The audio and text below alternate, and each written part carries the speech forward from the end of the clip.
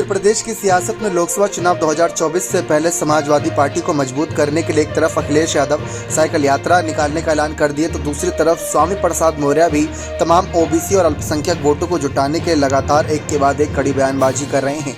इस बीच बसपा सुप्रीमो मायावती ने भी उत्तर प्रदेश की राजनीति वफादार नेताओं को टिकट देने का ऐलान कर दिया है। इसी के साथ साथ उन्होंने एक बार ऐसा फैसला लिया जिससे कि कई नेता उनके समर्थन में झुकाव रखते नजर आ रही हैं। दरअसल 2012 के बाद से ही बसपा सत्ता से बाहर चल रही है और 2016 में देखा जाए तो बसपा का साथ छोड़कर स्वामी प्रसाद मौर्य भाजपा में शामिल हो गए थे।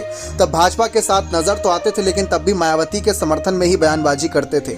कुछ मंचों पर भाजपा की तारीफ करने की जगह बसपा की तारीफ कर दिया करते थे, लेकिन हालात अब भी वही हैं। आज भी मायावती के खिलाफ नहीं है, इतना मायावती के समर्थन में नजर आते हैं। अभी हाल ही में अपनी नेता बता चुके, कहा था कि मेरी पुरानी नेता रही है तो उनके खिलाफ बयानबाजी नहीं करूंगा।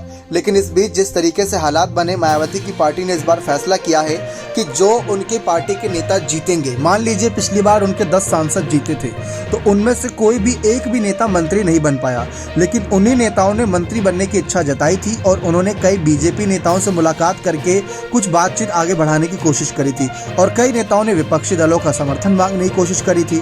और यही सब विधानसभा चुनाव में भी होता है कि विधानसभा चुनाव में मायावती के विधायक चुने तो जाते हैं लेकिन वे मंत्री नहीं बनते और मायावती दूसरी पार्टियों को बाहरी समर्थन दे देती है। लेकिन इस बार मायावती का फैसला यह है कि चुनाव तो अकेले लड़ेंगे, लेकिन जरूरत पड़ने पर अगर आवश्यकता रही तो अपने ही नेताओं को जो जीत कर आएंगे उनको मंत्री बनाया जाएगा। मान लीजिए अगर 5 या 10 जितने भी सांसद चुने जाते हैं, आगे उन्हें मंत्री बनाने के लिए कहीं ना कहीं मायावती जद्दोजहद करती नजर आ सकती हैं। स्वामी प्रसाद मौर्य की बात की जाए तो स्वामी प्रसाद मौर्य भी अपने आप को आगे बढ़ाने के लिए पूरी कोशिश करेंगे। 2019 का चुनाव स्वामी प्रसाद मौर्य के लिए इसलिए खास था कि उनकी बेटी संघमित्रा मौर्य भाजपा से सांसद बन गई थी बदायूं सीट से। लेकिन अब स्वामी प्रसाद मौर्य भाजपा में नहीं है, अब सपा में है, तो ऐसे में उनकी मुश्किलें वहां पर भी रहेंगी। एक तरफ परिवार के कुछ सदस्य उनके खिलाफ रहेंगे तो उनकी पुरानी पार्टी के नेता भी उनके खिलाफ रहेंगे। अब तो भाजपा और बसपा दोनों से मुसीबत मोल ले ली है स्वामी प्रसाद मौर्य ने, तो वहां पर इनकी जद्दोजहद लाजमी बनती है।